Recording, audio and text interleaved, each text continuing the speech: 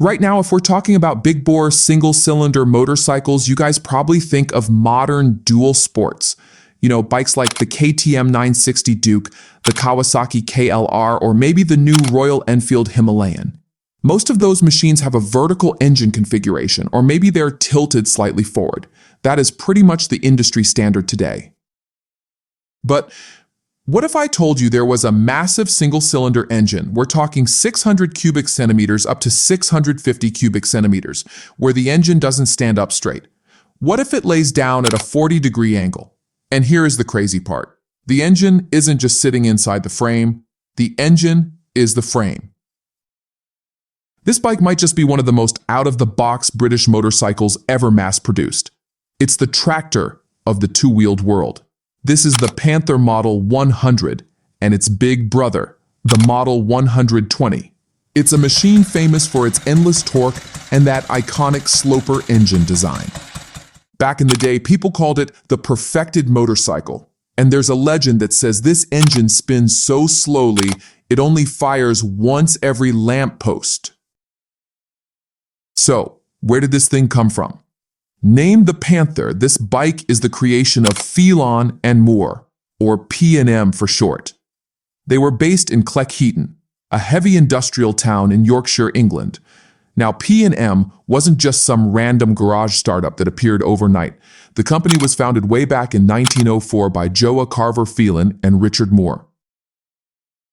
But the roots of this radical design go back even further. In 1901, Joa Phelan and his nephew Harry Rayner patented a technical concept that was way ahead of its time. The basic idea? They wanted to get rid of the front down tube, that heavy steel pipe that usually cradles the engine in a standard motorcycle frame.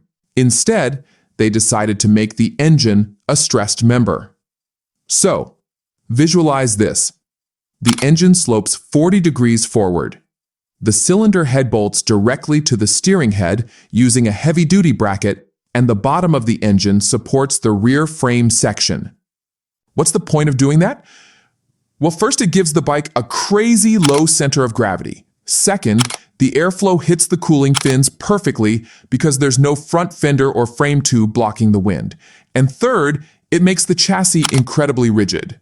This sloper DNA is exactly what P&M stuck with from the early 1900s right up until they closed their doors in 1967. Talk about consistency. The legend of the specific bike we are talking about today, the Big Cat, really kicked off in 1932 with the launch of the Panther Model 100. This bike was released to replace the older Model 60, and it was immediately positioned as a heavyweight machine. The Model 100 is powered by a 598 cubic centimeters overhead valve single-cylinder engine. The character of this engine is a true long stroke.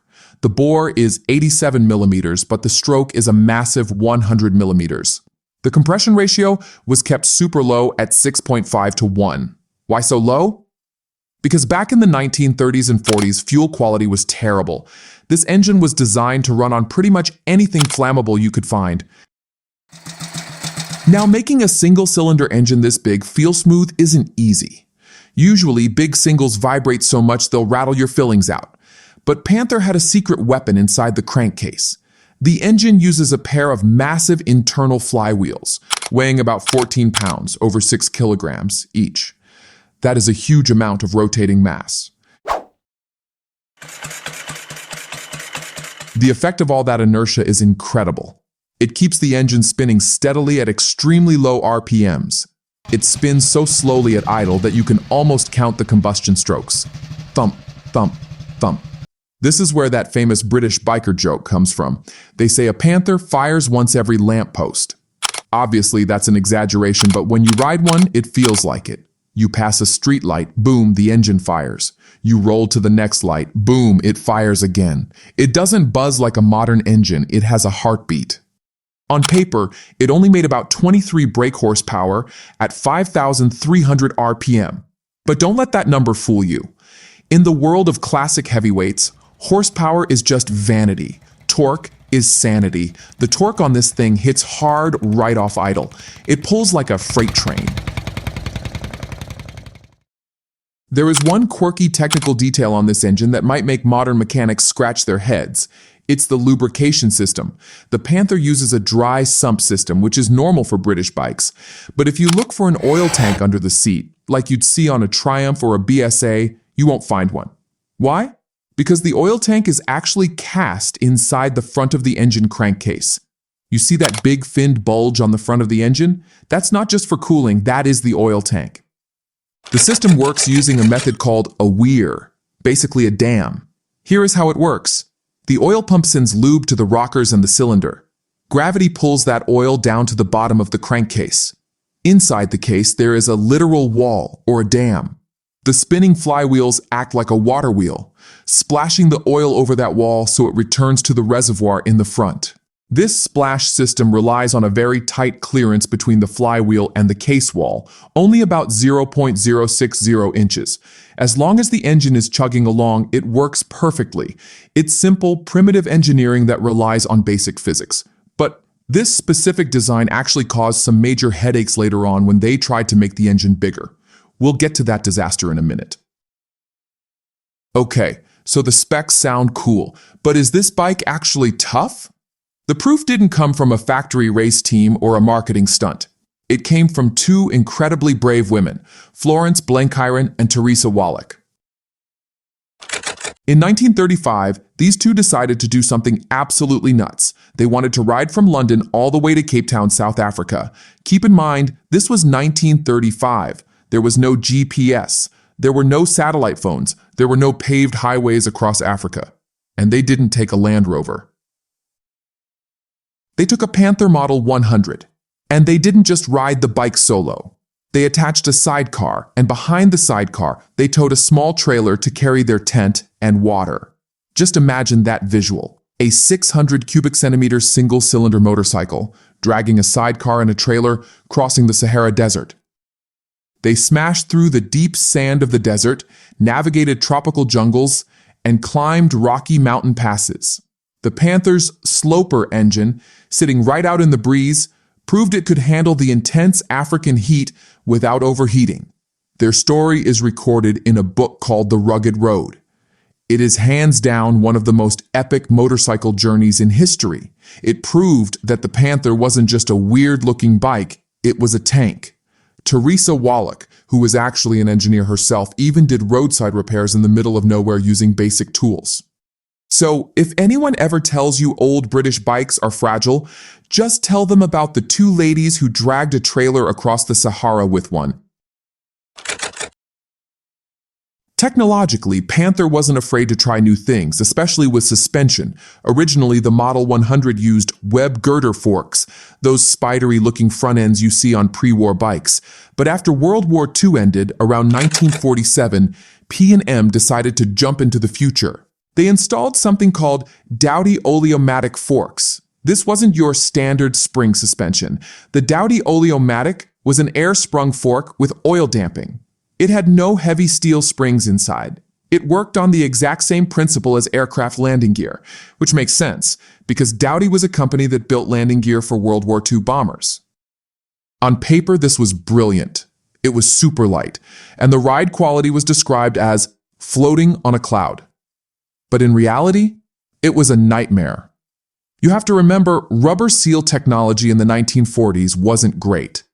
These forks were notorious for leaking air, and unlike a normal fork that just gets soft when it leaks, if the Dowty fork lost air pressure, it would collapse completely. It would bottom out, metal to metal, because there was no spring to hold the bike up. Imagine hitting a pothole and suddenly your front suspension drops to zero travel. Not fun, because they were such a headache to maintain.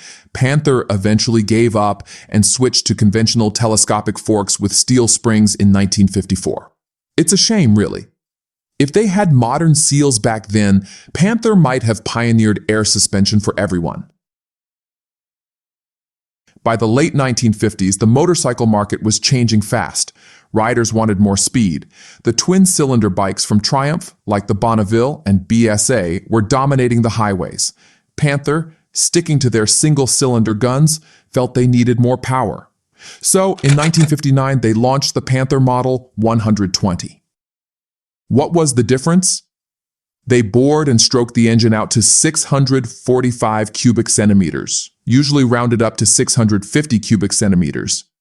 They increased the bore to 88 millimeters and the stroke to a massive 106 millimeters. That is a huge stroke length. It bumped the horsepower up to about 27 or 28 bhp. The goal was to make it an even better machine for hauling sidecars. But this upgrade had a nasty side effect. Remember that weir oil system I told you about? The one that relies on the flywheel splashing oil over a wall? Well, because the stroke was now 106 millimeters, the piston traveled further down. To stop the piston from hitting the flywheels, the factory had to shave down the diameter of the flywheels. This created a bigger gap between the flywheel and the oil dam. The result? The oil didn't splash back into the tank effectively. It stayed in the crankcase. Because of this, the Model 120 developed a reputation for burning oil and over-oiling the engine. It wasn't as efficient or sweet-running as the older 600 cubic centimeters Model 100. But relying 90% on the sidecar market is exactly what killed Panther. In 1959, the British Motor Corporation launched the Austin Mini. It was a revolution. A small, cheap car that seated 4 people comfortably, had a roof, and had a heater. The logic for the average working-class guy changed overnight. Why should I buy a Panther motorcycle and a sidecar, get wet when it rains, and freeze in the winter, when for almost the same price I can buy a Mini Cooper? The sidecar market collapsed instantly. Panther tried to survive. They built some smaller scooters and 2-stroke bikes using Villiers engines, but their identity was tied to the big sloper. Without the sidecar buyers, the company couldn't survive. Production of the big singles stopped in 1966, and the factory finally closed its doors in 1967. It was the end of an era.